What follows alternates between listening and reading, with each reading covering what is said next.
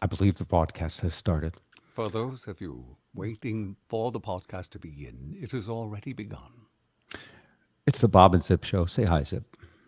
Well, hello. Hello, gentlemen. I use that term loosely. Along with Ed Kelly in Detroit. I'm in Malibu Canyon today in California, which is almost dropping into the ocean with mudslides and lots of other stuff. Zip is in the Boston suburb of Shrewsbury, Massachusetts, and Ed Kelly is in Detroit. And so many Seattle people want to find out what Ed's favorite charity is so they can say thank you and give some dough to Detroit, who, as a charitable move, helped the Seahawks get in to the playoffs.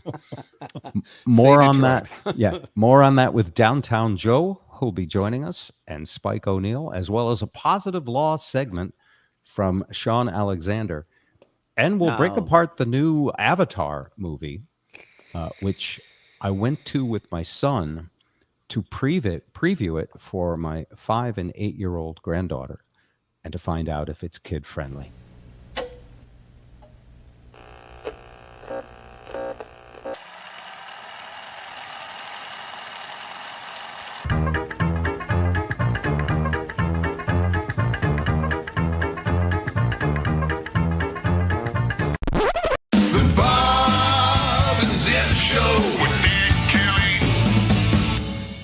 Right, here we are at the start of the show, and thank you for joining us. This is the first week that we did the emails to people who wanted to watch the show from the very beginning.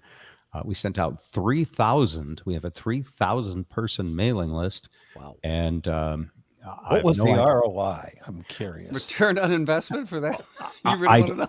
I don't actually have that kind of, I ain't got a whole huge staff here like Facebook. Yeah. I'm basically, if you've ever seen that guy with the monkey and the hi-hat and the Yeah. that's me. Oh, look, there are a whole lot of people at the outset. Steven says hi. Steven, are you there? Good afternoon, Bob. Zip and Ed. That's good. Excited to be on the first live stream. Look at that. Mad Max is there. Hey, great to see you, Bob and Zip. Brent, you can do an impression of Brent. No one's going to know it's inaccurate. Go ahead. Hello, I'm Brent from Maltby. Hello from Puget Sound. It says Piglet Sound. From the Piglet Sound. Very good. Do your Travis. Hello, I'm Travis. Happy New Year to you all. I don't know why they're all have English accents. We're in America. I love this. Ed Kelly doing impressions of texters. He cannot possibly get it wrong and do any random voice that he wants. Go ahead. Let's keep it going for a little bit. Market says, Morning, y'all. Greeting from Kirkland. That's from John P. Lori says, hey, y'all. All right.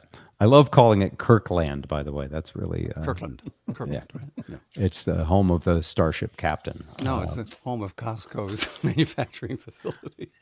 It's my favorite brand, actually, if it says Kirkland on the label. Is a church, by the way. I love it. Okay. So we're recording this on Tuesday, January 10th. And Without a net. Without a net. yeah, it's totally live. If we were acrobats, one of us would die. Or all of us take the rest of us down as the wire collapses. And the last thing that Zip heard was splat. Do you hear it when you go splat? I said Zip. I didn't say he fell. I was hoping it would be you. It would be me. Yeah.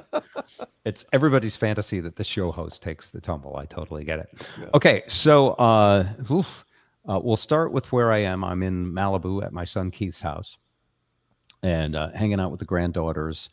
And I knew coming in that this big atmospheric river and bomb cyclone was coming. It's funny to me that these are really relatively new terms in media, right? As if you're a big Weather Channel follower. Yeah. Bomb cyclone, I think, made its appearance last year for whatever reason. For the first time. Yes. And atmospheric river, are you familiar with that one? Yeah, well, that's new to me this year. I think it started out as bombogenic or something like that. Bombogenic was bomb genesis or something like that. So why do you think these, I did a little research, by the way. These are not new phenomenons. Why are these terms being popularized? Everything needs a brand. It's the It's Weather easy Channel. branding. It's the Weather Channel equivalent of breaking news. Yeah. You know what I think? I think media really misses Trump. It's CNN certainly does. Yeah, and MSNBC. Even the Weather Channel wishes he would once again point to the wrong state when a hurricane was coming.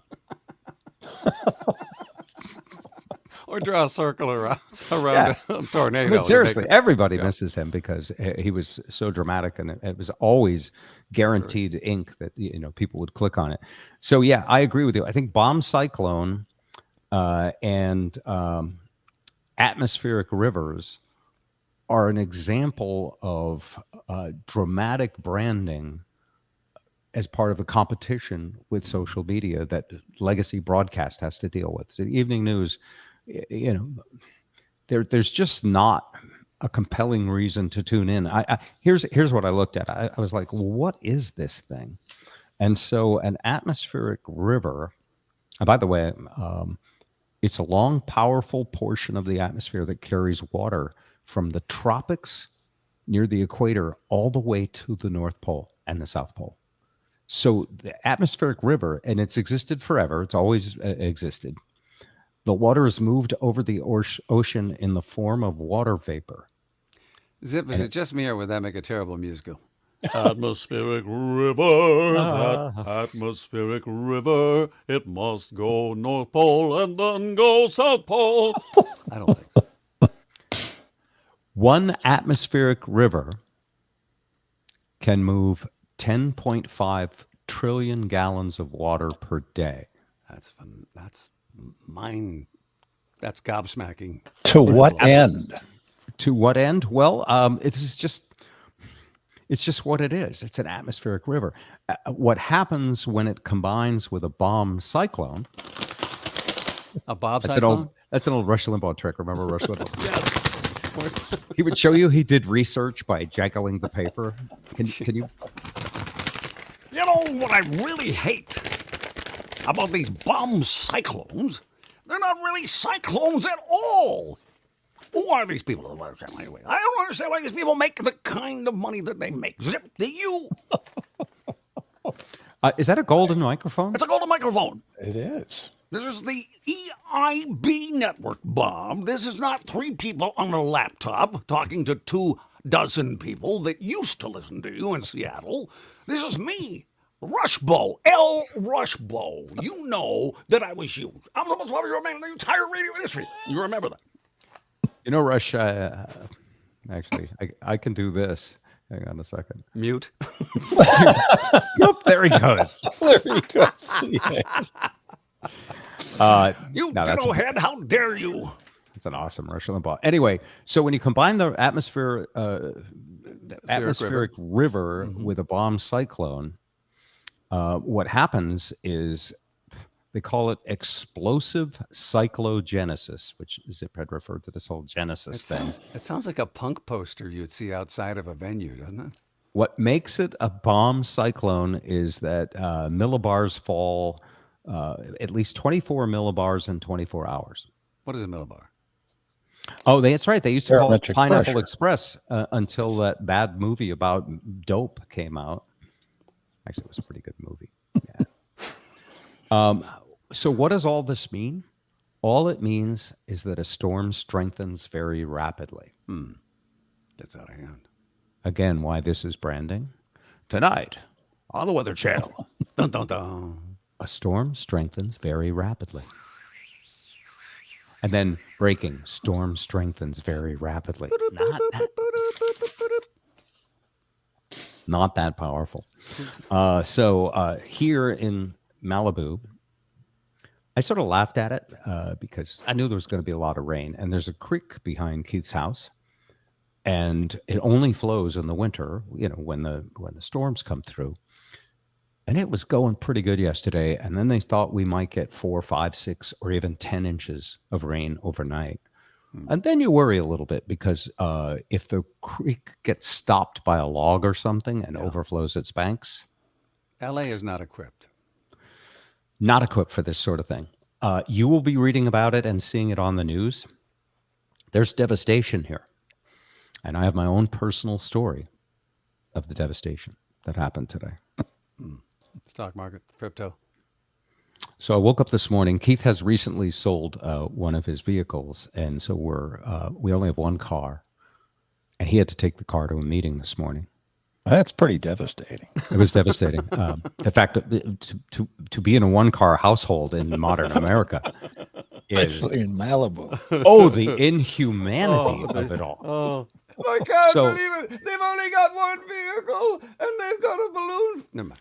Oh, woe is me. It's a hydrogen-powered car. Oh, From the Lost in humanity. Space. Sorry.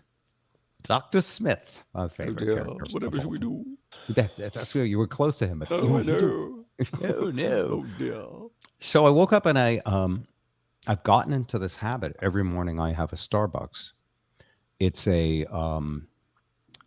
my daughter-in-law, Leanne, taught me to order breve, which means half and half instead of cream. Right, so you're speaking barista. And I hate those syrups, like vanilla syrup or caramel syrup. It's just like candy. It's just stupid. But I have become addicted to the vanilla bean powder. Yes, first world problem, Robert. Thanks, Rob. This is horrible. Please, if you have any young children, keep them away from the video cast. This is going to be very graphic. Yes. Anyway, I woke up and there was no car. And I thought, and by the way, Leanne has an espresso machine here. Yeah. But I just, you know how you are with your morning habit? I need that little vanilla bean powder, the ring on the edge of the cup. And I need it to be a Starbucks cup because I associate that with the only thing that even gets me slightly high, which is caffeine these days. You're a coffee snob now. You know that, right? I can smell it now. He's an addict. He'll never stop being an addict. He's still recovering. In fact, when I do that, I can be reminded of cocaine easily too. I think that's half the appeal. And that's been a long time. Yes, it is. So, Kudos, by the way. so I decided to do something really decadent, and I do hope Lisa doesn't watch this. I'll be in trouble. Yeah, again. Because I'm in LA, or now in any major city, if I don't have a car and I want something, Forget it. DoorDash. No, LA is all linear. You can't. It's not just like you can go vertical. I just picked up this Oh, thing, ordered. and I tried DoorDash. I tried Grubhub. Nobody. They wouldn't go to Starbucks for me, but Uber Eats would go to Starbucks. And so I ordered a latte for today and tomorrow morning. I'll reheat it tomorrow so I don't have to go out. And I ordered a couple of things. Why do you care about my freaking order? Anyway. I do. We do. Okay. Do we or do we not? No, the toasted cheese sandwich works for me there. It's a good. Okay. And I ordered a latte for Leanne, even though I know she might be personally offended. I wasn't going to use her latte machine, but I did because I know that she likes breve. So I ordered it and thought not much about it, except, it's a $20 order. And then they tack on $12 in fees. And then they ask you to please be generous and tip the guy. And, it's a $40 coffee run. But they were going to bring it to me. And it's pouring outside. There's a time Literally. To do it. There's a time Crazy pouring. And then I start to find out what has happened. If you're local, you get these alerts. I still maintain Twitter is the best way to get this kind of breaking news. The Malibu Canyon Road, which goes from Calabasas to Malibu, has all of these sheer cliffs above it. And whenever it rains, rocks. You are literally could be hit. You're playing with your life driving it. You could be hit. In this case, it was a rock the size of a Ford F-150 truck that fell right into the middle of the road. That road's closed. And so I'm looking at the Uber Eats guy taking off from the Starbucks on the Pacific Coast Highway. On your app? On my app, of course. Because that's how... That's an addict. That's how stupid I am. I mean, I have this convenience, but I'm so fascinated by the technology that I want to watch the guy inching to me. I've done that in Seattle when I was at the hospital, like watching the bicycle messenger guy bring my food. And he gets up to that point where the road is closed, and he has to turn back. And I get a call. Yeah, this is your driver, Paul, and I'm so sorry to tell you that the road has a huge boulder on it and it's closed, and I'm going to try and go around and take it's Mulholland Drive. There's like 3 or 4 different waves, and Mulholland is made famous in the Tom Petty song, so you've heard of it. Mm-hmm. So he turns around and goes Mulholland Drive. So I do something for a half hour. I ordered this around 8. And a half hour later, I look, and he's inching his way up to a turn going across the mountains. At least he's not in a helicopter like Kobe Bryant was. You know what I'm talking about? He reaches another point. Yes, we could turn Ed's mic up. Ed, turn your mic up. My mic is up. Do you know how to turn your mic up? I do. I slide the rail. That's like better. this. Okay. I'll turn my headphones down. And he reaches a certain point, and then he calls me again, and I'm like, oh, this could be trouble. And he says, I'm so sorry, but there's a washout here. Oh, boy. I can't go any further. He says, I'm going to try one more way. Now, we're an hour and a half. The 405 to the 110. Long story short, he Californians. gets to another spot where a river of mud, a foot deep and 100 yards wide, has closed another road. It might be closed for a month. Yeah. And I'm thinking, okay, after this many tries, he's going to say he can't get there. And he sort of says, I don't think I can get there. I said, you know what? If you can, great. If not, it's just a cup of coffee. And then outside his window, Bob hears.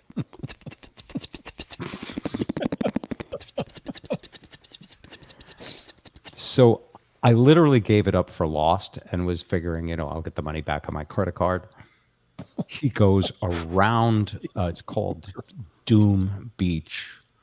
And he's going, he spent 2 hours bringing me this coffee and toasted cheese sandwich. And his name is Paul. And I want to shout out, he did it in a Jaguar. It's Jaguar. Jaguar?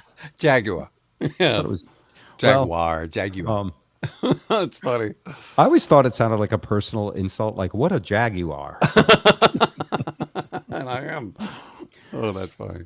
So he Dedication. pulls in, and 2+ hours later, it's through sleet or so. I felt like a heart transplant victim waiting on that He's come up with a cooler. on that organ coming in the cooler, and all it was a Starbucks.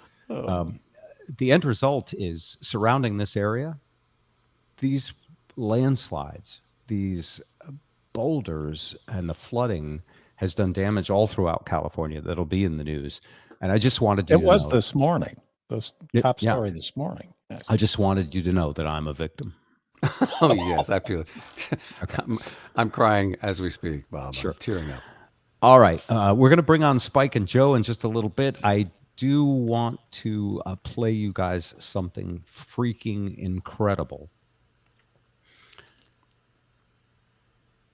We've known some great drummers in our time. Zip Zipfel is an awesome performer. He can spank. He is. Don't find stuff on the web randomly. I hate that about Siri. I found this on the web. Spanking on the web? That's not a good thing. No. Jesus. My dear friend Alan White is one of the great accomplished drummers in the Rock and Roll Hall of Fame, and Mike DeRozier, who I was fortunate enough to play parts with the Heart by Heart band, is also one of the most widely respected drummers. There is a new drummer. You wonder, like, who are the new stars coming up in the next generation, whether it be politically, someone younger than 80 running for president would be nice, or whether it's talent in the comedy world, people Andrew's age, like his person he's worked with, Taylor Tomlinson, is now becoming huge in the sense that, you can be huge these days. And so there is this gal who, the video I'm going to show you, she was 8 years old. She's now 13. And she has just moved to Las Vegas, which means there's a pretty good chance I'm going to get to see her. Her name is, let's see, I've got it right here. Her name is Yo-Yoka. Is that right? Yo-Yoka. She's a drummer? Yo-Yoka Soma. Wait till you She's see Japanese. They call her Yo-Yoko, Yeah, okay. which is good branding, like Bomb Cyclone. It's like, oh, it's like Yoko. I Or can bob remember that. cycling. Yes. Japanese drummer. At age 8, she gained international attention for an online video in which she covered Led Zeppelin's Good Times, Bad Times. I think I've seen that. And if it's okay with you guys, I'd like to play it for you. If you haven't seen this, get ready to be amazed.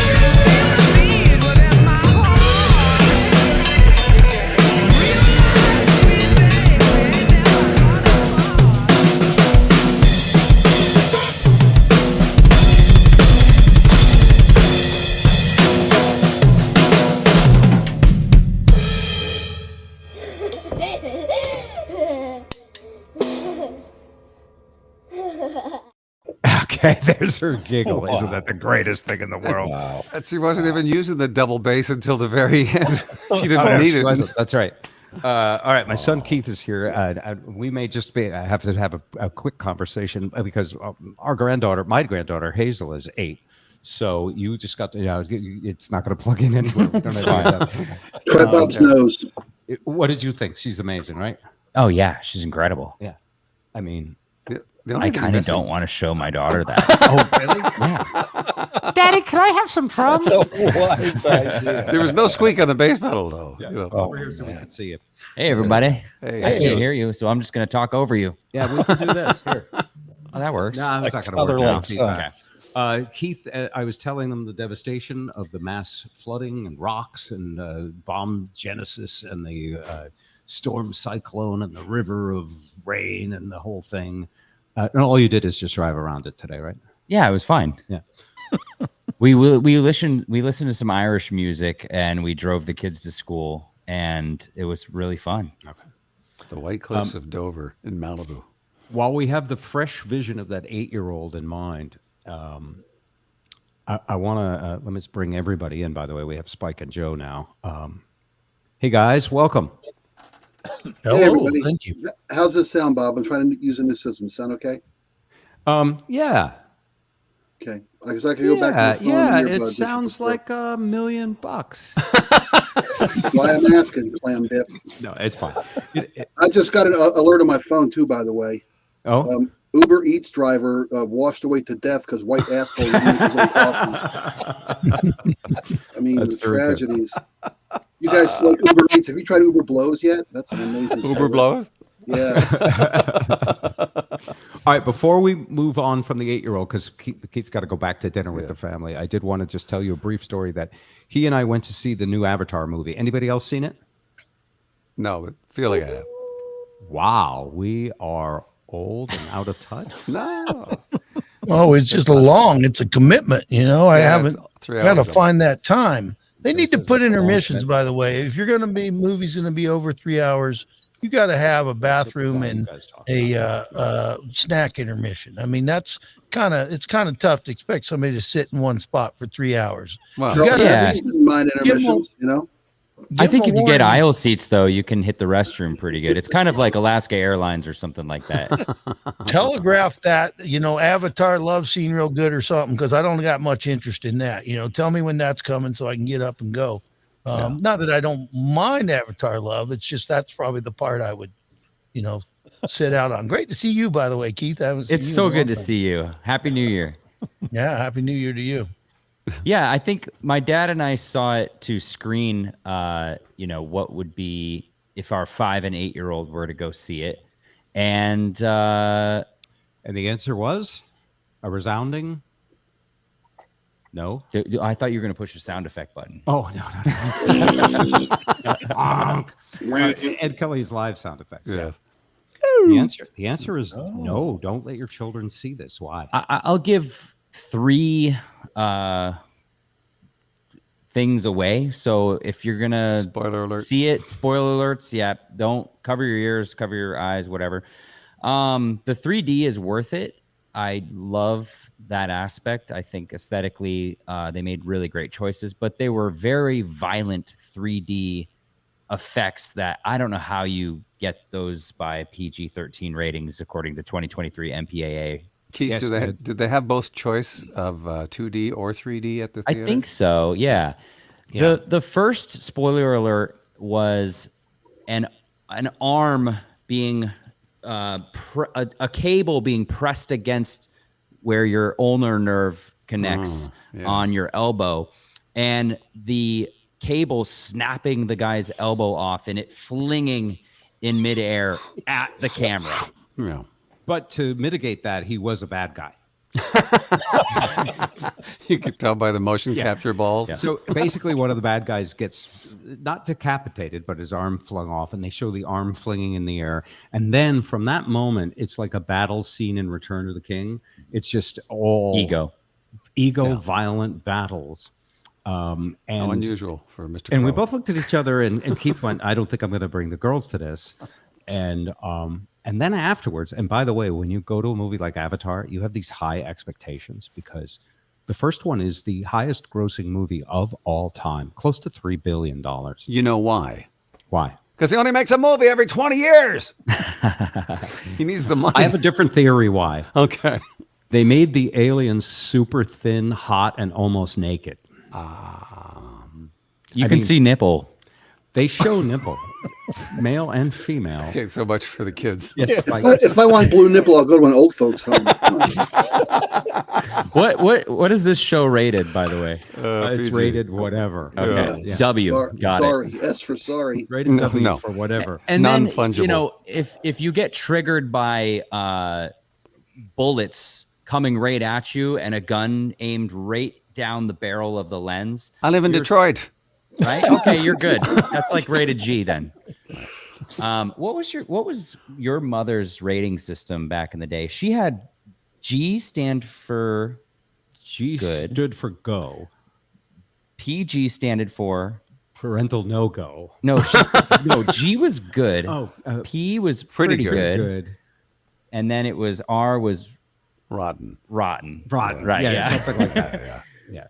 Spoken like a but Catholic mom. Yeah. There was just, it was all ego.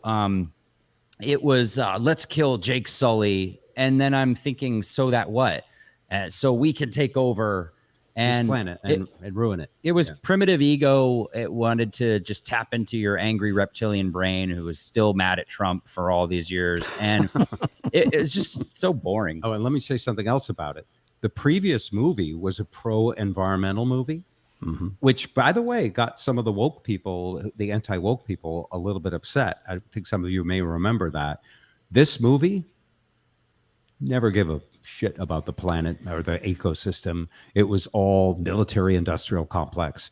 And it was as if they'd had focus groups and wanted to make sure that all groups were inclusive and no one felt left out because of the, I mean, there was some blatant destroying of the environment, but just necessary for a war. I think that's the a way good it goes. point. I think the only way to have a vision in a focus group is to have no vision, to strip it all away. Yeah. So it's all neutral. So I don't want to give too much away, but I'll give the biggest plot point away. The guy who dies at the end of the first one, it's all in the setup in the first few minutes. And you guys, here you are, you have no intention of seeing it or being. No way. I'm going to go see it. I go see anything with Sigourney Weaver in it, period. Remember the evil military marine guy who dies, famously at the end inside that robot? Very much similar to, what's that other movie with the guys in a robot? Gomer Pyle. RoboCop? Alien? No, the one with that big famous actor who made himself he made Tom himself, Cruise? He made himself a superhero with robots. Stop right there, creep. It wasn't police cop. A text. RoboCop? No, Yeah, I said that. It's not RoboCop. It's the actor. He's so rich and famous. Oh, and he yeah, made just yeah. two I or know who three you're movies. talking about too. Gladiator? And he sits inside and operates it. David, if someone says He was the a right drug answer- addict. I know who the actor you're talking about. But anyway, it's one of those. Robert Downey it's one- Jr. Iron Man. Yes, Iron Man. Robert. Thank you very much. Who's that Iron actor? Man? Drug That's addict. right. Dang, Iron Man. Robert Downey Jr. Last one, 5 point question, gentlemen. So anyway, that guy dies at the end of the movie, and he was the villain. And so this was the first weak plot point, I thought, is they had taken all of his memories, from his Facebook and his TikTok accounts and all of that stuff. ChatGPT. And If you can get on. they created an artificial intelligence version of him in the avatar body to go back and fight now that he had the avatar strength. So that was the big reveal at the beginning of the movie. And he went to the same clothing store where they sold the Green Army tank tops there for the blue avatars. Yes. So was it a great movie? Gosh, I would still see it because It's visually fantastic. The beautiful aesthetic of the world was incredible. It just lacked a beginning, a middle, and an end. So if you don't mind that, but here's You got 3 hours Right. to look at something beautiful. Yeah. exactly. And by the way, as a filmmaker and a producer, of course, Yeah. he's going to care about how good of a film was. But Quick here's what I question. thought about. What does he think it will do in billions worldwide? Oh, I'm no expert at the the metrics on Hollywood, box office or worldwide or merchandise or digital or streaming or anything like that. But I imagine it will tap into every single streaming service at one point or another. I mean, you can't compare it to Avatar 1 because that's been out for over a decade. But I will, if we're going to do like fun all in 2023 predictions or something like that, I would say within the first 2 years, it'll easily strike 4 or 5 billion. Yeah. It's a question of whether they're going to release the third one anytime soon to account for the $2 billion spend that they made. By the way, it breaks even at 2 billion and it just crossed 2 billion. And the biggest movie of all time was Avatar 1 and just it's 2-point-something billion. So it will be the biggest grossing movie of all time, no doubt. It's baked in. There were, aside from critiquing it as a film, I did mention that the alien nudity is a little off-putting to me. I'm an alien. I won't get naked for you, Bob. Well, you're Canadian, which is in some way, in some. You wouldn't circle. like it anyway. But I mean, you guys should watch the first one again. It is the top grossing movie of all time for a few minutes. It's like incredible what they did is they took a different species and they made it more human than humans. What makes the nudity uncomfortable for you? Oh, I dig in it. I didn't say it was uncomfortable. Oh, okay. No, He's uncomfortable repressed. that I dig it. Actually, is actually the correct answer. It's like that's a hot alien. I think I'd do that. I bet the tail gets in the way when they're trying to do anal. I don't want to know. Okay, here's a line, Keith. Let me draw it for you. Lion Keith. Lion Keith. I thought this was By rated the way, whatever. did you read my notes? No. Oh, having a tail was Oh, my having next. a tail's Oh, next. no. Oh, look at that. They're so. First off, Is it there's phallic? one thing about avatars. Sort of like girls from Santa Monica. They're all beautiful and thin. That's There's true. no fat avatars. Did you notice that? Right. You can't go out on the boardwalk fat. They have, and all they do is eat off the land. And then the other part of this is interspecies love, which was part of the Avatar first movie. That's how You know how they did that? jackasses. You know how they did that thing where you take your tail and you Connect it. and you connect with the tail The of tentacles. the tentacles of another creature, and then you go, Getting hot. so. But It was very sexual. It It's was. a very It sexual was. movie. And it's kind of like Romeo and Juliet. It's two beings that aren't supposed to be together, become together, yeah. one. And back to the tail for just a second, if I could finish that thought. I doubt it. The tail acted like a thong Wow.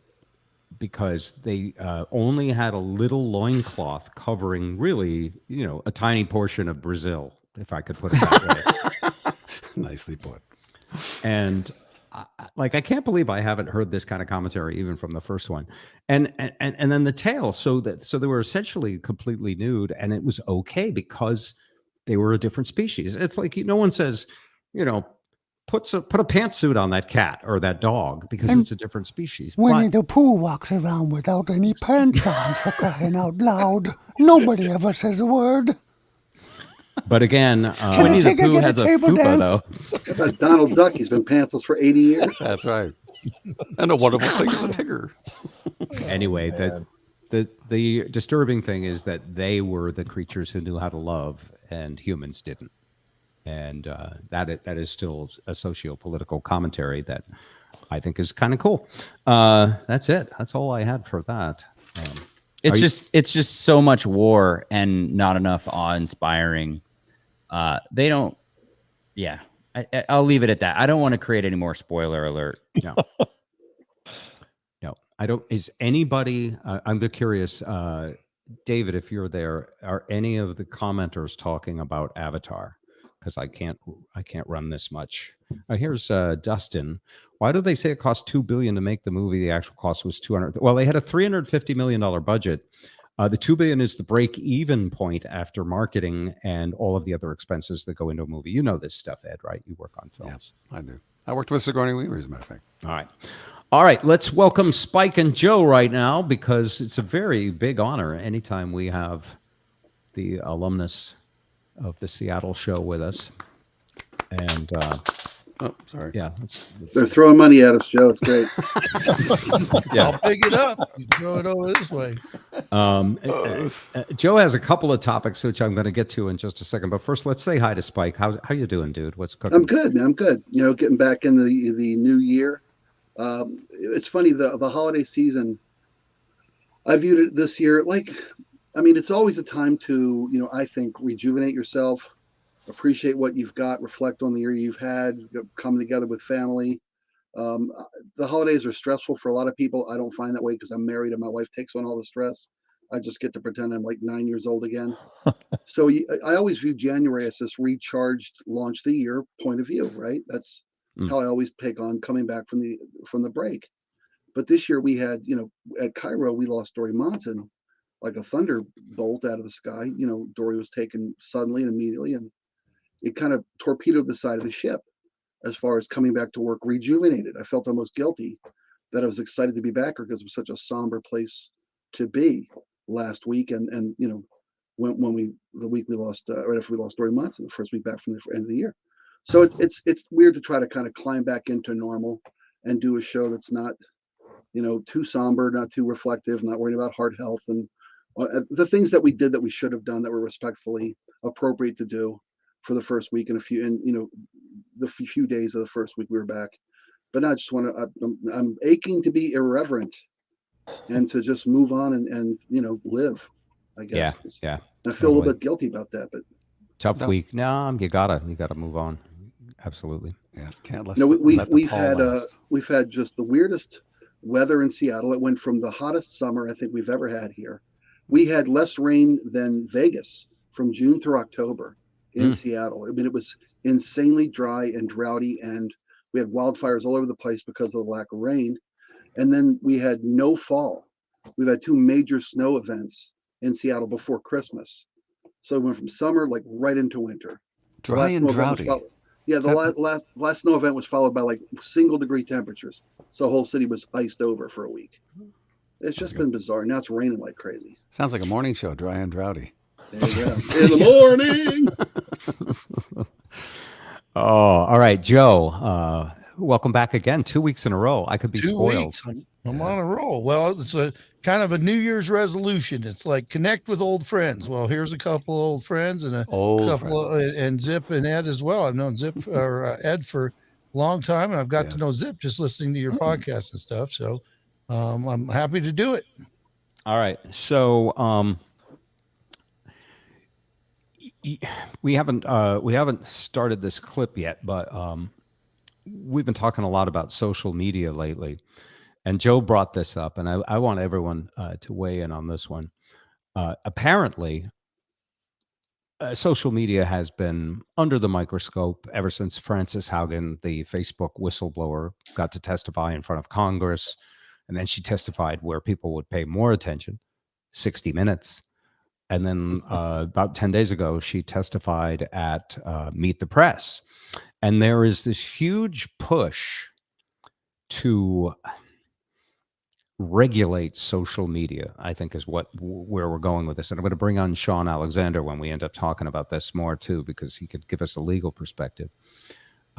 Social media clearly, if you poll people as to whether it's a plus or a minus for society, the numbers are devastating news for social media. Most people, like 70-something% of people, think social media is bad for us as a species.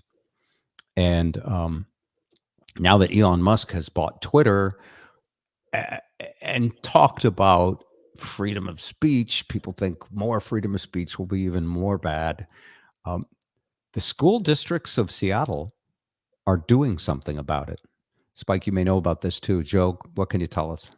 Oh boy, and if Dory Monson were around to talk about this one, boy, would he love it. It's a Seattle School District over the weekend filed a 91-page lawsuit against TikTok, Snapchat, Facebook.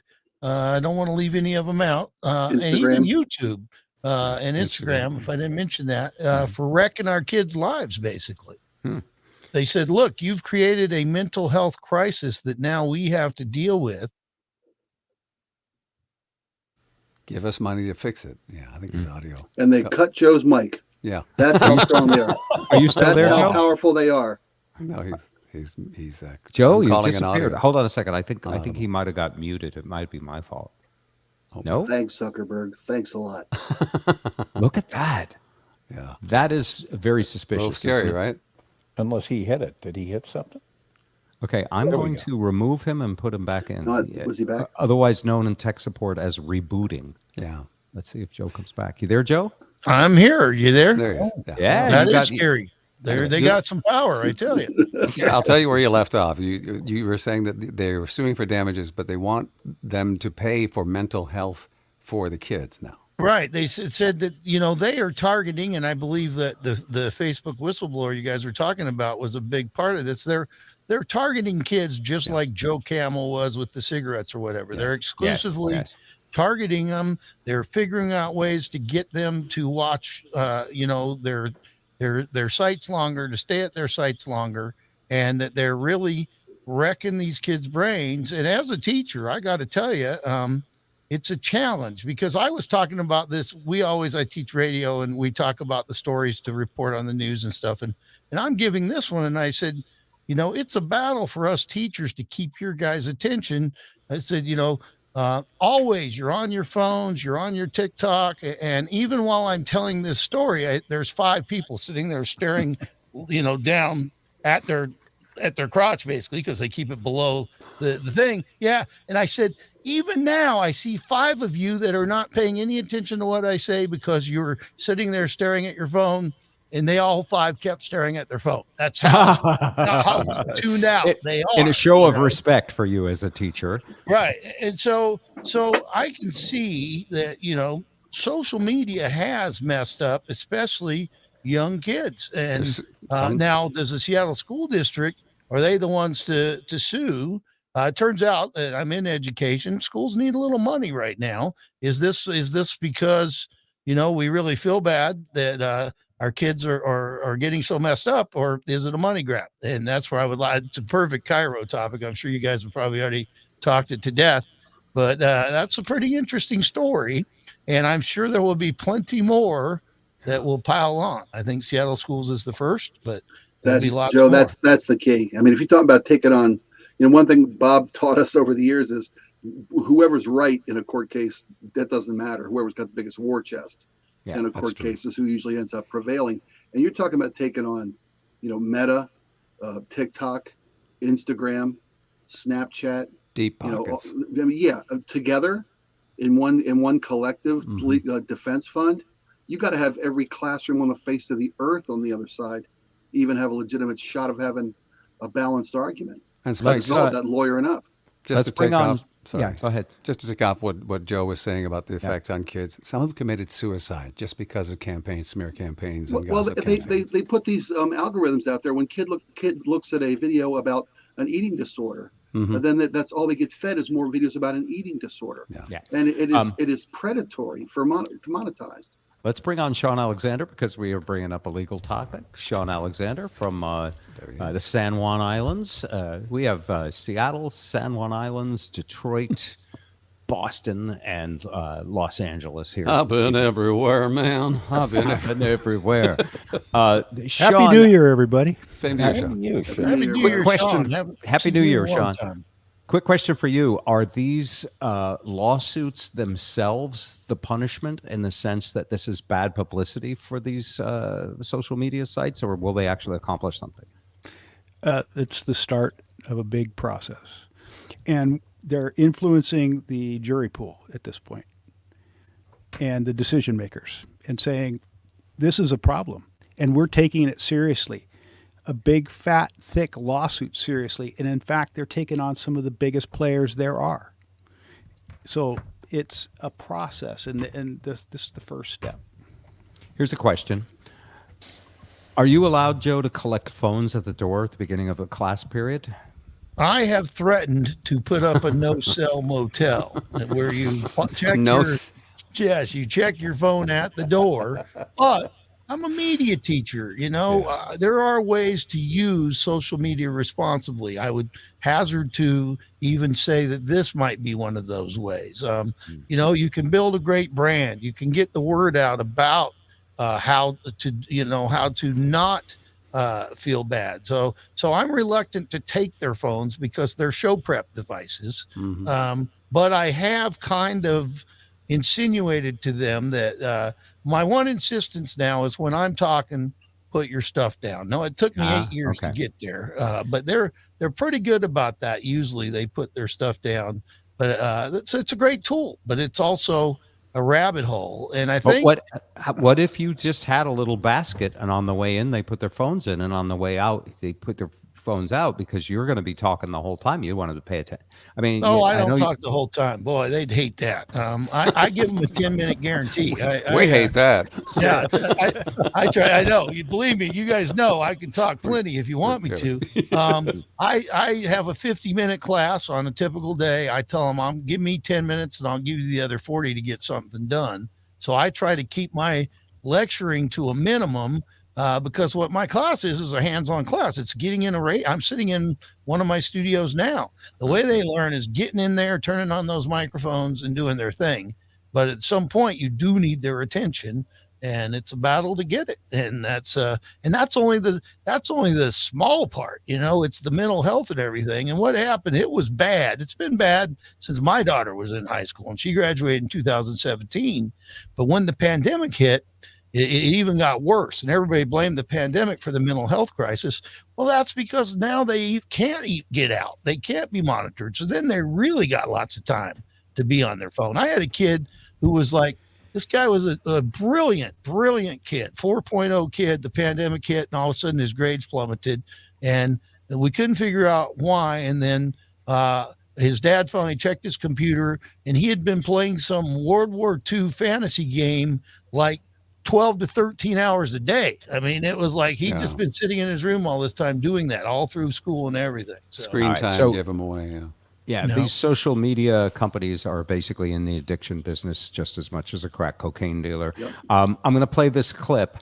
You all know who Frances Haugen is. Yes, we do because we talk. The Facebook whistleblower. Yep. She, Zip turned me on to her. He's like, she's so hot, he said. You gotta see her. I sent you a link. That's You all did send me a link. Well, that's how the best things are shared online. No, Shawn, is that actionable, what Bob just did against Zip? Because if it's not, it should be. Zip more Not than at this point. Okay. Yeah. We have the Zip more evidence. than anybody I know, with the possible exception of Joe, you two are very similar, has this really good heart. And the very fact that we've reached a time where there's fake news and news can lie to you has always troubled him. And, he will routinely ask this question: how can you tell if something is authentic and real these days? Because it's really hard. Well, you sent me this because she blew your mind as far as being able to explain, right, how the motivations of social media are. And the out of control aspect of it. I mean, out of control from the people that designed it. Designed it to maximize your engagement without any moral question about how. In fact, they tried to use, what's that? Is it, Shawn, is it section, the thing that protects internet providers like the phone company? They can't be sued for the content. 234 or something? I think it's 230. Yeah. 230, yeah. And so they tried to say, hey, those are your likes and those are your interests and those are your friends. You picked them and all we do is refer stuff that you like. And I have a clip of Frances Haugen. I think it's the most important phrase she ever came up with. And she was on for like 11 and a half minutes on Meet the Press. But she made this one statement about why social media companies are so evil. Let me play evil. Let me play the clip. Here we go. It's when you say transparency, is it should the government have to approve an algorithm? We are at such a basic level of understanding right now. Like, I really want to emphasize this. This is like we're back in 1965. We don't have seatbelt laws yet. And we're just opening the pages of unsafe at any speed and saying, oh my goodness, there's all these ways we could have safer platforms. We're at that level of like nascent understanding. And so, but we have to have transparency so we can have enough people have conversations about how we move forward. Should government be focused on user protection, consumer protection, more than trying to regulate the companies? That's a great question. Other industries are kept safe because there is something I call the ecosystem of accountability. There's lawyers that understand what a cut corner looks like. There's investors that understand how to manage for long-term returns. Remember, Facebook's stock price is down like 70% right now. That's informed citizens like Mothers Against Drunk Driving. That's legislative aides that understand what's possible. Right now, that entire ecosystem is missing because the social media companies hid the information. And so when we talk about should we be protecting users, we are so far at the beginning that it is difficult to even put everyone at a table and say, this is the menu of what's possible. Let's negotiate what the floor looks like. I know you don't have as much insight into other tech companies, but should we assume that this opaqueness on algorithms and how things work is similar at Twitter and at TikTok and at YouTube? 100%. So one of the most important things that Elon Musk could do to prove that he wants to have the public square is he could publish the algorithms. Open source. Yeah, open source it. He'd have more help. It'd be cheaper for him. He'd be more profitable. But companies like TikTok have the exact same problems, if not more so, because TikTok is a company that is designed around being censored. It comes from China. Right. It's designed to amplify things so much that only a few pieces of content make up 80% of all of our feeds. And they manually screen those. Yeah. We deserve to know what those policies are because they're influencing what information we get to see. All right. Well, I'm going to get a couple lawmakers on here and see what they have to say. Frances Haugen, Thank you so much. the Facebook whistleblower. Thanks for coming in and sharing your perspective. Happy to be here. All right. We have a new Ralph Nader, ladies and gentlemen. Yeah. Yeah. That's He's very 88. good He could go any day. I mean, we need somebody for that position. We need a new Ralph Nader, and she fits the bill. Zip, what are your thoughts seeing that again?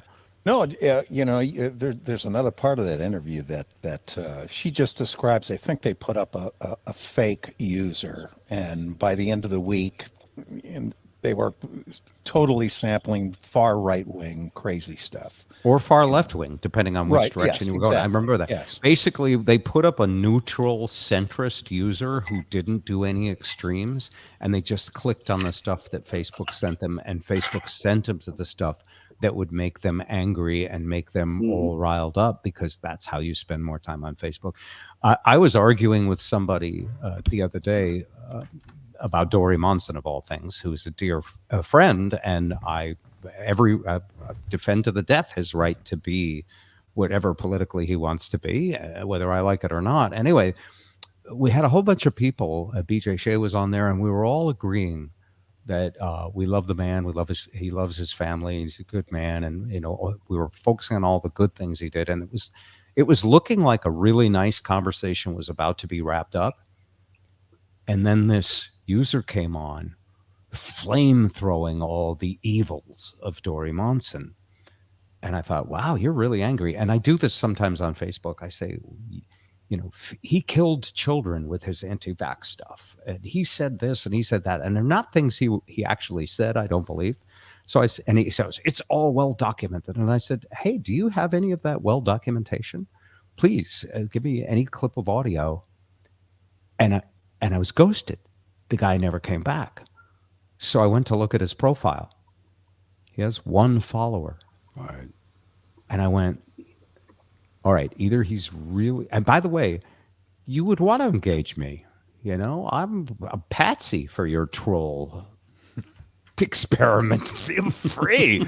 I'll argue with you just because I love arguing. But I came to believe that he was probably a bot. Yeah. There wasn't enough information about him, and that the bot saw that the conversation was winding down and knew that if you threw a hand grenade in there, we would engage people for more. Remember us in radio? We knew this. Time spent listening. TSL, baby.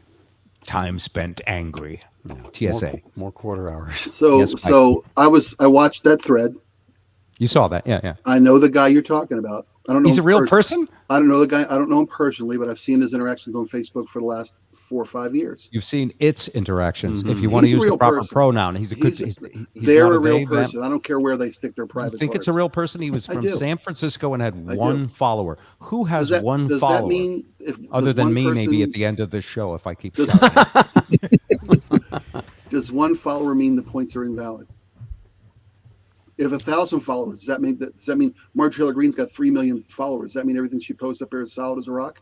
No. Jesus is in all of us. I totally agree. I'm not debating that. I'm just but what I'm saying is what he said because he's got 1 follower. It makes me suspicious that he might not be real, because I've seen his interactions on numerous occasions, and they're not robotics. I could be wrong too. Wait a minute. I don't know. Hold on. Now we're going to start the artificial intelligence portion of this. Oh boy. How do you know he's not a robot? Because you could spot a robot a mile away. I said I don't know. I can't be sure. What I've seen from his interactions, and I've seen numerous. I mean, literally dozens of interactions with this guy with other people. He tends robots to argue don't need sleep, by the way. Followers and friends are different, by the way, Bob. You know how many followers you have? I don't know. 1. I have 1. You got thousands of friends, but you got 1 follower. How do you know this? Because I just checked your Facebook feed. You can check it too. Now your I show thought they has were the same thing. Your show has about 200,000 followers if you look at the Bob Rivers show. But if he's a real guy, how come there's no information about him and he wouldn't respond to my responding to his trolling? Because you won, and he wanted to go find somebody that wasn't as smart as you. You ruined his day. Maybe he was real. To Spike's point, Bob, you don't have to accept every friend request, or do you? I mean, Right. followers Well, are different, though, right? I have a Friend and fan follower are page. different. I have a fan page that automatically accepts everyone, and I have a personal page that's overflowing with 5,000, and I accepted everyone. But yes, go Right, ahead. but there's only one follower. There's thousands of friends, but if you looked at your personal page right now, you have as many followers as he does. Okay. Okay. I'm wrong. Okay.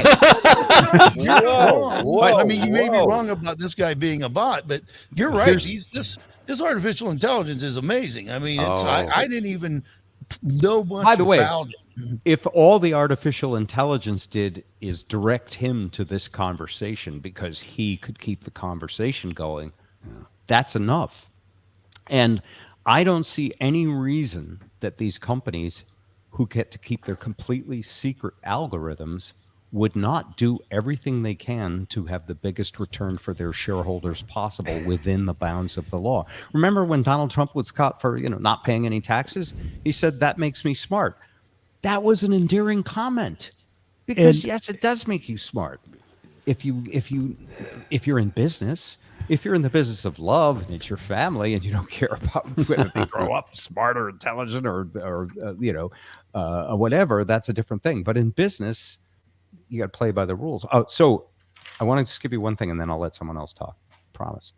The thing she said that is a phrase that's been rattling in my brain about how society works is that we have an ecosystem of accountability for most businesses because they can't do things in secret. But on the internet, we have an outdated law that says you're the phone company, you're not responsible for anything that happens when the drug dealer uses the phone. El Except in Chapo. Washington, you are. Yeah. Are you really? Yeah. Is that why this lawsuit may go somewhere? Well, it's already gone somewhere because you're talking about it. Right. Okay, that's true. Well, So it's like they're candy-flavored cigarettes, yeah. Well, they have their own company. It's a private company. You're a private person asking to use their product for free. And what does that make you? The product. When you get to use the product for free. Makes me you're their the slave. product. Yeah, I'm the product. Yeah. So their ability to use this is totally controlled by their user agreements. And I get asked this question, how do I sue this person? How do I sue that? Go look at your contractual agreement. What is the basis for you having a beef with them? But in free speech, in Washington, you're responsible for any damage you cause with free speech. And you're allowed to say and speak and write on any subject, being responsible for what you do. That's not very Jeffersonian, is it? We're a populist state here. It's the ecosystem of accountability. Do you like that? And then, and with regulators, when there's a regulation of an industry, it doesn't matter whether it's coal, oil, internet, they tap the industry execs to help them regulate. That's how we ended up with Ajit Pai, I think it was his name. I can't remember, but he was from Comcast and Verizon and came to control the FCC. FCC chairman, yeah. Yeah, that is what we call a captured industry. It means the industry has captured the regulator, and now they have a very friendly ear in regulation. That is a constant stream. So it goes with the medical industry too, with the medical profession. All industries. It's all regulations, and that's the ecosystem she was talking about. Mm-hmm. The tobacco industry was defeated in California, though, when they were using candy-flavored nicotine, and they were marketing it to kids with billboards in the school districts. So, I mean, it can be done, though, right? Yeah, absolutely. It can be. It takes strong will. And what is that? That's when you get a bunch of people to understand the real problem. And one of the ways to do that is a highly publicized lawsuit that gets everybody talking. Well, Seattle School Superintendent Chris Reichdahl said, just the fact that they've got this thing in the public arena, to Sean's point, and if we just get these social media companies to look at this and see it as a problem, we've made progress. We've already won. I'm optimistic. I actually think the ecosystem of accountability is going to work on Elon Musk. I think it's working belatedly on Donald Trump and the Republican You mean Party. world record holder Elon Musk? What do you mean, world record holder? The Guinness Book of World Records yesterday recognized Elon Musk as the person who has lost more money than any other person in the history of the world. You have to have more to lose more. And by the way, I'm just telling you. To which I say, I admire that kind of entrepreneur. Yeah, absolutely. He's still the second richest person in the world. Yeah, I'm not saying it's a bad thing. I'm just saying they acknowledged it. Most of his products and advancements have been to the betterment of the human condition. So look at Bezos. Like he's folding up so many Amazon Fresh and Amazon Go locations, and he's going to lay off 18,000 people in Seattle. But he can afford to make mistakes. Most businesses fail because you get in and try it, and you make a mistake, and you don't have the capital to ride out the bad ideas. But Bezos, he can make, for every 9 bad mistakes, if he gets 1 good one, he'll be fine. Well, who wins big in the casino? The guy that walks in with $100 bill and lays it on black. The house. The house wins. Yeah, well, the house does, but when there's the exception, it's usually the guy that takes the longest shot. Not that any of you pay any attention to Twitter, which I've been using more just because Elon is controversial. Yes, and you follow. But they're making some amazing product feature changes. He's just proceeding on like all of that was just, of no concern to him. And I don't know of anybody who's left Twitter. I know people who say, well, I also have a Mastodon account now where nobody is at. And whether it'll work or not, I have no idea. But he's talked both publicly and privately about how freedom of speech does not mean freedom of reach. And some of the bigger alt media commentators are saying, he's no different than any other media. He's going to play in the ecosystem of accountability, and he's going to control the media, and he's going to do it for profit. But he's not creating this evil, what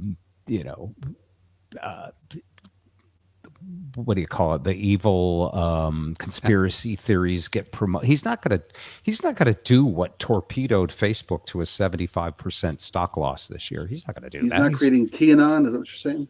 Yeah, exactly. Anyway, that's interesting for me to watch because I own a Tesla, and it's literally next to my smartphone, the most amazing product of my entire lifetime. And seriously, once you've driven an electric car for a period of time, all other cars really look like they should have a crank on the front, or they should have a half moon on the front, like an outdoor bathroom. They run by a still built on the back trunk. Hey, Shawn, there's a text or a comment on the show. A thread here asks, can a minor consent to a legal agreement of usage? You talk about how Twitter's a private company, and their user agreement, we're talking about minors being affected psychologically. No, a minor can agree to certain contracts for food and housing if they don't get it from their parents. But other than that, it's only enforceable against the parents. Oh, bing, bing, bing. Doesn't that make this lawsuit a little more truthful? Well, if you harm a child, you're going to be answering to the authorities. Oh, so regardless of what the previous internet laws said. Right? That's right. Well, part of the lawsuit, TikTok, they said there are 16 million users under the age of 14 on TikTok, and that was part of the basis of this lawsuit. I think one of the things is this may bring awareness to get some of the laws changed. Say, for instance, they go to trial. And it comes out there's been a bunch of damage done, but then they find that the law does not hold the defendant responsible. Well, that's how you get laws changed. When they look at, say, well, they did all this stuff and it was horrible, but it wasn't against the law. That's where it goes to the legislature and they start drafting laws. All right, 2 things to close the show out with. Anybody have any New Year's resolutions? I'm going to call my parents more. Okay. That's a good one. I wish I still could. Actually, I got one left. So I got a few. How you call your parents, Joe? Yeah, there you go. They have an email. Not to sidetrack, but I saw a wonderful piece on a local news. They have a phone out in the middle of the woods here where you go and you ring it up and you get to talk to whoever you want to up there. And it's a big old pretty tree out in the middle of the woods, and it's like a remembrance tree. And you can go and talk. And somebody whose child passed away, they put that there. They started going to talk to their kid, and then others did. But mine are always, my resolutions. I mean, if you've been listening to us for years, they're pretty much eat the more same. And sit in the chair. Yeah, well, I got to get the diet under By the way, you control. got through this whole show without eating. You must have eaten before you came on. Intravenously. I really cleaned up the eating, and I mean, and I'm serious. I am rocking, man, and I can tell you, I went to this grocery store. I take my stepmom to the grocery on Saturdays, and they had coconut cream and chocolate cream pies for $2.99. I'm talking a whole pie, marked down from $10. And I passed. I just said, I don't even want that pie. Well, you passed gas, passed out. What did you pass? I passed on the best pie deal I have ever seen in my life. Yeah, I mean, these were good pies too. I think it must be in January. Everybody says I'm not eating pie. They're like, we got all these pies. What are we gonna do? And they made them $2.99, and I didn't get it.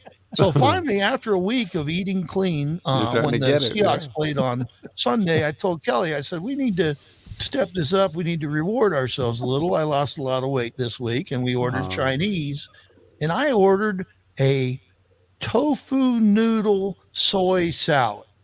It is just tofu with carrots and celery. 600,000 people on the East Coast just threw up. It was amazing. It tasted so good. That's why I know I really turned the corner here. I'm passing up on the pie. I'm actually enjoying a tofu noodle salad. You sure you didn't eat the container it came in by mistake? It happens all the time. I got to tell you, Dim Tai Fung, I'm thinking about going with the cucumber salad next. I don't even like cucumbers, but there's something that's happened in my palate. Maybe it's getting old and afraid of dying or something, but all of a sudden healthy foods tasting pretty good to me. I've avoided the lunchroom. I finally went to the lunchroom here at school. We got the best food ever. Best Mercer Island is our community. Best restaurants, the lunchroom. I got a chicken Caesar salad. I mean, usually I would get those homemade cookies or that, something like that. So I'm really happy. I mark it 10 days into the year, or whatever. My resolution is going good. Now I was going to say, food and exercise, and I haven't exercised yet. So I think that's not breaking the resolution. That just means There's I still haven't 355 days left to start.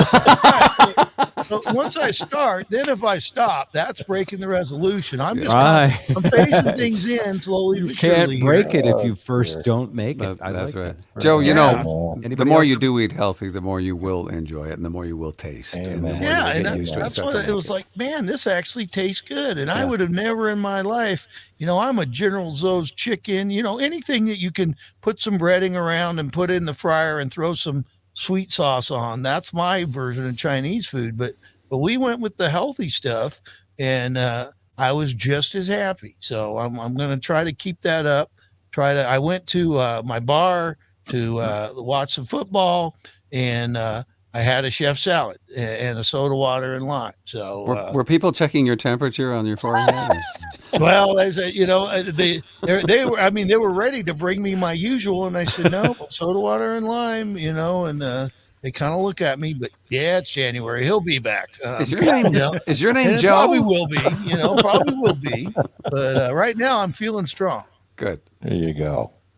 How about you guys? Anybody making any significant life changes? If I may, I made a resolution to have less stuff at the end of every week than when I started. Yeah, because you're a hoarder, right?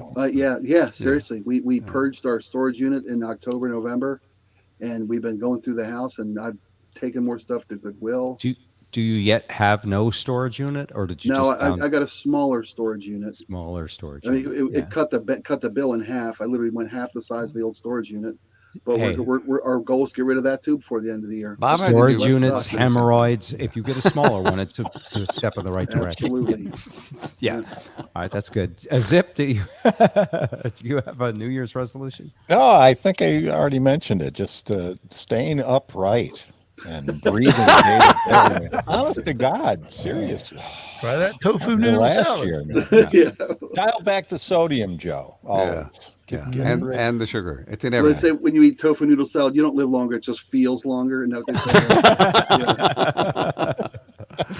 say. Mine has been to reach out to people I haven't spoken to in way too long. Sometimes, in some cases, years or since I was retired, because the Dory Monson experience reminded me that I thought, oh, I'm going to be the next one to croak, but apparently I wasn't. It just reminded me that time is precious, and in a few of the people I reached out to.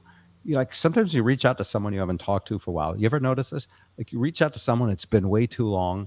And then when you reach them, they're pissed at you because you never reached out to them. And I don't have the presence of mind to say, it takes two not to reach out. You didn't reach out to me either, you a-hole.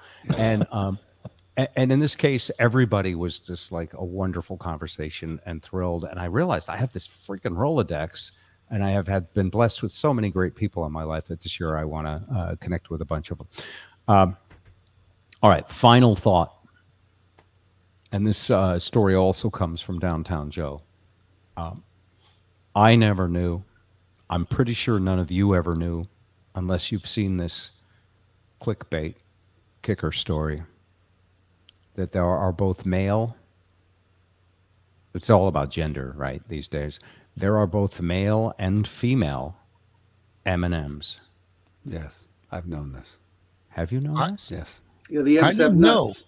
Come on. What? The female ones are upside down. The M's have nuts. No, the M's have nuts. That would make sense, but I don't think that's it. Joe?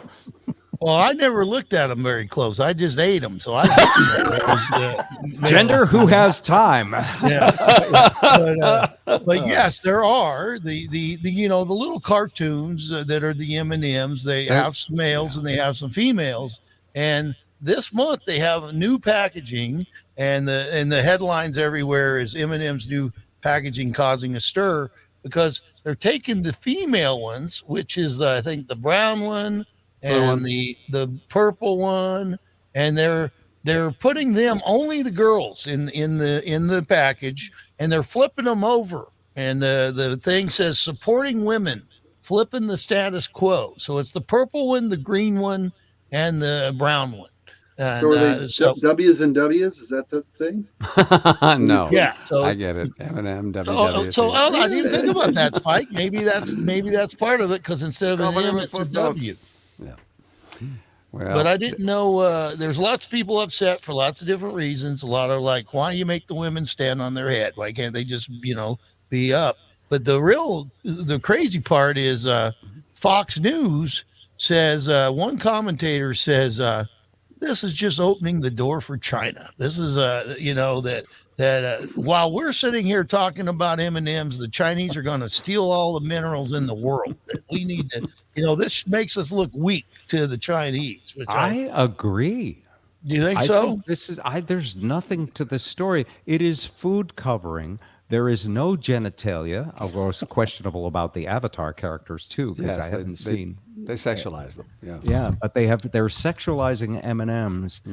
Virtue signaling in the U.S. has reached a new low. As far as I'm concerned, I agree with the right wing on this one. I totally do. Yeah. So the bigger question there is, as we spend all of our efforts on equality and equity and inclusion, and China just steamrolls ahead by exploiting their people, throwing folks in labor camps, and progress. They're winning the world. Does Fox News? So you believe this China? M&M promotion is about inclusion? Sure, it is. How is it going to help? If somebody feels like they're finally being represented in something that's been around for decades, generations. Wait a minute. M&Ms are going to empower me? I'm not saying it's me. Look, Their goal is to include everybody as a diabetic. Their goal, candy. Hey, I'm not saying I'm buying M&Ms because they've got cooties now or cooters or whatever they put on their M&M. I don't know. Sure. I'm not saying I'm going for it, but there are people out there. You never go for a cooter, no. I know. Well, would you? I was a big fan of Dukes of Hazzard.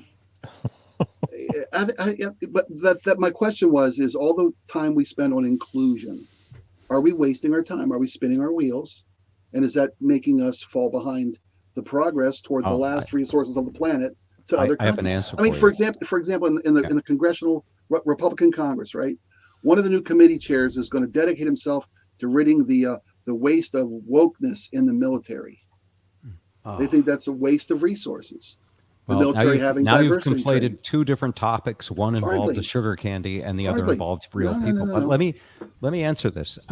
If the question is, do we need more love, and does that make us more or less powerful? My answer is always yes. We need more love. But a candy company sexualizing something that, first off, melts in your mouth. Not in your hands. So you're saying it's been sexualized to you for quite a while. This is the most demented McLaughlin group that I have ever witnessed. Their marketing is working, and it's working on you guys. It's working right now. Yeah, absolutely. We have to Sean, hand it's it been to so great to have you. I mean, Yes, we've got Thank you, been Sean. I there. think they're anti-sexualizing because I mean the men and the women were all in one package together. Now it's all It's flopping around. But here's the problem. M&Ms, you And know? here's the Isn't problem. that where And M&Ms come from? I don't know. Mike hasn't started railing on this yet, but where are the they and them M&Ms? That's got to come next. Well, gotta that's they call come them next. they and thems. They and thems. They and Make it them. neutral. Yeah, they and thems. All right. That's great, Bob. On that note, thank you very much for watching us. Oh, You can always, yes. I got so trolled. I'll make it brief. I got so trolled. I fell for the biggest marketing scam of the last year, easily. Rolling Stone's top 200 vocalists of all time. Rolling Stone magazine put up their top 200 singers of all time. And did Billie Eilish make #1? And that's Billie how she Eilish was panties like in a number bunch? one. She was in the 190s. She Made the list. The number one, of course, was Aretha Franklin. Aretha Franklin, as it should have been. Absolutely. I like that. That's great. Yeah.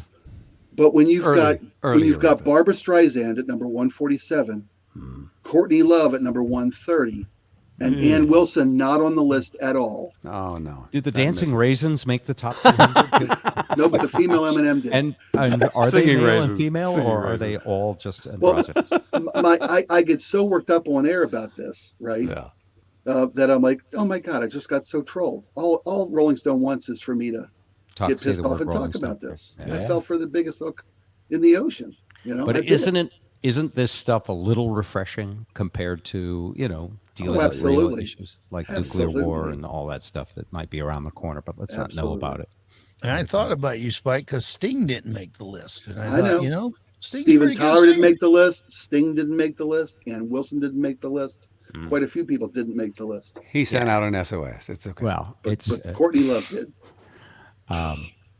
Save our songs. And I'm going to do a Spike. I'm going to jump in before we go. I want to thank Ed for the city of Detroit. I think you might have at the beginning, but if it weren't for Detroit, we wouldn't be waiting for a playoff game this Saturday. So thank you, Lions, even though they didn't have much to play for. I've always liked the Lions. Now I love the Lions. And I don't know if you guys watch the football on Sunday Beyond, whatever city you live in, but it reaffirmed to me God's a sports fan. I mean, not only that, but that Buffalo game, I mean, Yes. the first thing they did was run a kickoff back for a touchdown. Then they did it again. And the second one did look like divine intervention. It looked like somebody was picking tacklers up and flinging them away. I mean, it was really, I think it was God's work. I really do. Saying, hey, I know that's right, because every time the Lions lose, you should hear the number of people that yell, Jesus! Yes. But then last night, I don't think necessarily God is really a man who sticks to one faith or another, because Georgia Bulldogs played Texas Christian University, and what was the score, Spike? It was 65-7. 65 Yeah, to it 7. was. Yeah, it was the Georgia Bulldogs changed the name to the Lions, where they took the Christians out last night. It was. Oh, yeah. I mean, it was terrible. Nicely played. Yeah, so the Lions are in his favor, but boy, TCU, I felt bad. I got a bunch of kids down there. I don't know what the pipeline is from our community to TCU, but I've never seen such a whopping as last night. Yeah. Yes, thank you, Detroit. And here's hoping that by the time you hear this podcast, the Seahawks playoff run is still continuing. Yes. We haven't Could be won a brief. Super Bowl since the Like 50s. it's not looking all that Hey, incredible. we've already lost to San Francisco twice. And by the way, that atmospheric river, keep it coming. I don't want anybody hurt. I don't want any, bad stuff. But It's the mud bowl of all mud bowls. Yeah, we play pretty good in the rain. All right, Joe, you and I are going to hook up, and I'm going to show you how to use this streaming software, teach it to your kids. Listen to this podcast anytime on demand by going to one of our Facebook pages. You can also go to that, that thing that has the red arrow on it that I can't mention on Facebook, or the algorithms will blacklist me. You can follow us, like us there, and you can listen to us wherever podcasts are heard, Spotify, Apple, all those places. The show will be on within a couple of days on demand with audio. We much appreciate you hanging out with us. Thank you. Goodbye.